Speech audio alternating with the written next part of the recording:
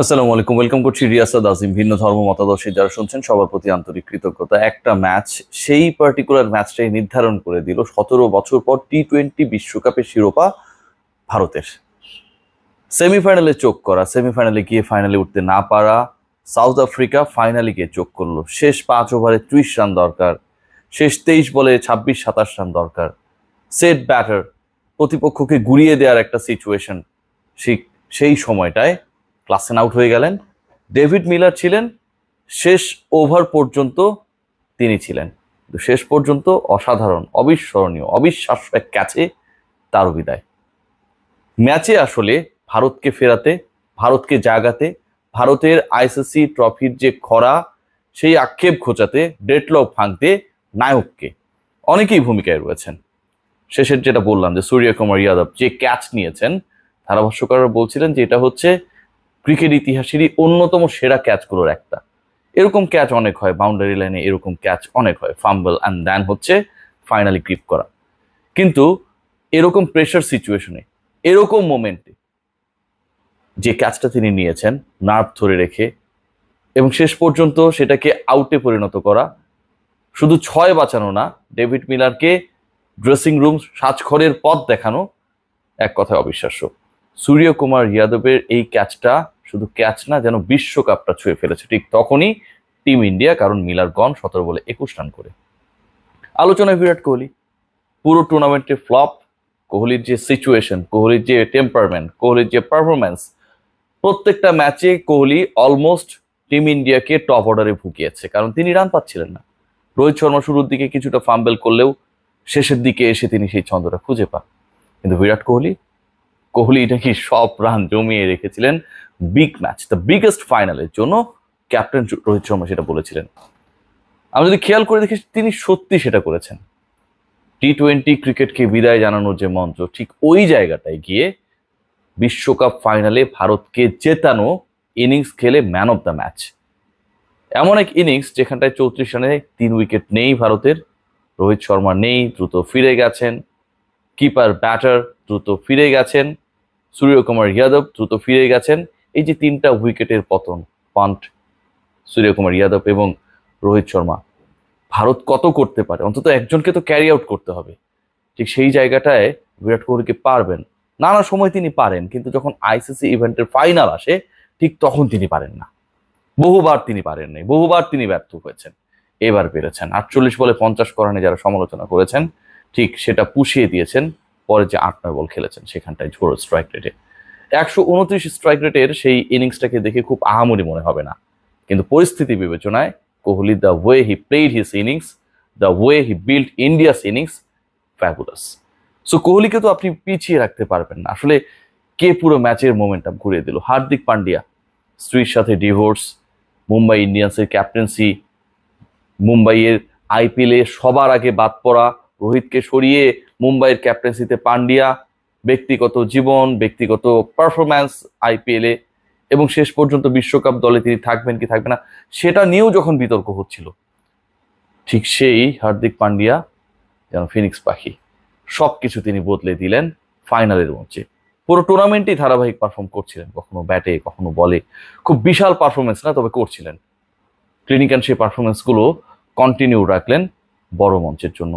খেয়াল করে দেখবেন যে তিনি যে 3টা উইকেট নিয়েছেন, 3 ওভার বল করেছেন, 20 রান দিয়েছেন, তার 2টা উইকেট হচ্ছে হেনরিক ক্লাসেনের, আরেকটা হচ্ছে ডেভিড মিলারের।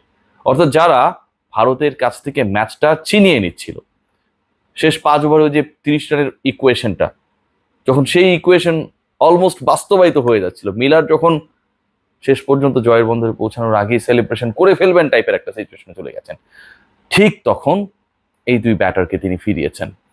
শুধু ফেরাননি, ভারতকে ফিরিয়েছেন ম্যাচে। হার্দিক পান্ডিয়ার যে পারফরমেন্স, হার্দিক পান্ডিয়া যে কান্না, হার্দিক পান্ডিয়া যে নতুন করে জেগে ওঠা, হার্দিক পান্ডিয়া তিনি পারেন, তিনি ফুরিয়ে যাননি। জীবনের সবকিছু শেষ হয়ে গেছে, কিন্তু তার দেয়ার রয়েছে টিম ইন্ডিয়ার জন্য, ভারতের জন্য, শত কোটি মানুষের দেশের ক্রিকেট যেখানে একটা ধর্মের সাথে তুলনীয়, ঠিক সেই জায়গায় কিভাবে বলবেন যে আসলে হার্দিক পান্ডিয়া এই ম্যাচের নায়ক না? অনেক নায়ক, আমি বললাম তো, পুরো ম্যাচের মোড় ঘোরানোর ক্ষেত্রে অনেক নায়ক, এর বাইরেও কিছু নায়কোচিত রোল রয়েছে। খেয়াল করে দেখবেন রোহিত শর্মা কিংবা কোচ রাহুল দ্রাবিড়, তারও বিদায়। রাহুল দ্রাবিড় আর কোচ থাকছেন না ভারতে, কিন্তু কি অসাধারণ একটা বিদায়। কোহলি যেমন শিরোপা জিতে ম্যাচ সেরা হয়ে, ফাইনালে ম্যাচ সেরা হয়ে টাটা গুড বাই বলে দিলেন, তার মধ্যে কোনো আক্ষেপ নেই, না পাবার কোনো বেদনা নেই। রাহুল দ্রাবিড় শেষটা করলেন ভারতকে বৈশ্বিক আসরে শিরোপা জিতিয়ে, রবি শাস্ত্রী, অনিল কুম্বলেরা যেটা পারেননি ঠিক সেই কাজটা করে। এর বাইরে তারা একটা দারুণ দারুণ খেলা খেলেছেন, এবং সেই খেলাটায় আমার কাছে মনে হয় টিম ইন্ডিয়া আজকের যে ফাইনালে ট্রফি উঁচিয়ে ধরা, আজকের যে ফাইনালে মোমেন্টাম ক্রিয়েট হওয়া, এবং ফাইনালি যে শিরোপা জয়ের আনন্দে উন্মাতাল ভারত হলো, সেখানটা একটা বিগ রোল প্লে করেছে। সেই জায়গাটা হচ্ছে অক্ষর প্যাটেল। তাকে কন্টিনিউ করানো, খেলানো, 3 উইকেট চলে যাবার পর অক্ষর প্যাটেলকে নাম্বার 5-এ পাঠিয়ে দেয়া, 47 রানে সেই ইনিংসটা কেউ এক্সপেক্ট করেছিল? মাস্টার স্ট্রোক না? এর আগে তিনি অস্ট্রেলিয়ার বিপক্ষে অসাধারণ ক্যাচ ধরে ম্যাচের মোমেন্টাম চেঞ্জ করেছিলেন। লাস্ট ম্যাচে তিনি অসাধারণ বল করেছিলেন ইংল্যান্ডের এগেনস্টে। এদিন তিনি নাম্বার 5-এ নেমে যখন ভারতীয় ইনিংস ড্যামেজড, ঠিক সেই জায়গাটায় 47 রানে ইনিংসটা খেললেন।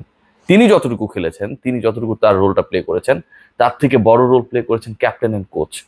বাংলাদেশের ক্যাপ্টেন কোচেরা 3 উইকেট চলে যাবার পর যখন ভাবতে থাকে যে আমরা আসলে সম্মানজনক পরাজয় অথবা জয় পেলে আমরা খুশি, সেমিফাইনালসে যাবার দরকার নেই, টিম ইন্ডিয়া 34 রানে 3 উইকেট যাবার পর তাদের কোচ ক্যাপ্টেন ম্যাচের মোমেন্টাম শিফট করে নিজের পক্ষে কিভাবে আনা যায় সেই পরিকল্পনা করে। এখানটাই তো মাস্টার স্ট্রোক। সো এক ম্যাচ, অনেক নায়ক, এবং এই ম্যাচে আমার কাছে, আমার দৃষ্টিতে সবচেয়ে বড় নায়ক কোহলিকে ছাপিয়ে, প্যাটেলকে ছাপিয়ে, রাহুল দ্রাবিড়কে ছাপিয়ে, রোহিত শর্মাকে ছাপিয়ে, বিরাট কোহলি কথা তো আমি বললামই, সূর্যকুমার যাদবকে ছাপিয়ে হার্দিক পান্ডিয়া। যদি তিনি ক্লাসেনকে না ফেরাতে পারতেন, অথবা ক্লাসেনকে আপনি ফেরালেন, এরপর ডেভিড মিলারকে যেভাবে ফেরানো হয়েছে, যদি অবিশ্বাস্য একটা ক্যাচ ছিল, কিন্তু দিন শেষে তো তার বলেই সেটা ফিরেছে, তাহলে হয়তো এই ম্যাচটা অন্যরকম হতে পারত। ওই বলটায় শেষ পর্যন্ত যদি 6 হতো, তাহলে হিসাব করে দেখুন ব্যবধানটা কিন্তু আরো চুকে যেত, আরো কমে যেত।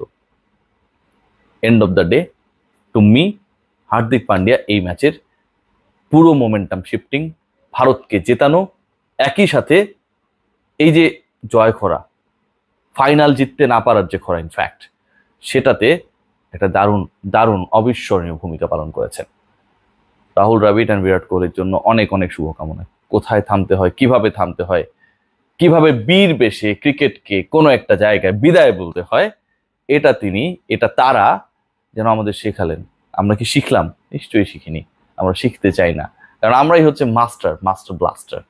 সো ফর্ম থাকার পরেও, ফিটনেস থাকার পরেও, দারুণ 50-এর কাছাকাছি এভারেজ থাকার পরও কোহলি যখন শিরোপা জিতেই বিশ্বকাপকে বাই বাই বলে দেন, ঠিক তখন আমাদের ক্রিকেটাররা কি করেন সেই বিচার বিশ্লেষণ আপনাদের। কারণ আমি যদি বেশি কথা বলি, আমাকে নিয়েও কেউ না কেউ কন্টেন্ট বানাবে, এটা আমি বুঝবো, আপনাদের বোঝার দরকার নেই। সবাই ভালো থাকবেন, টেক গ্রেট কেয়ার।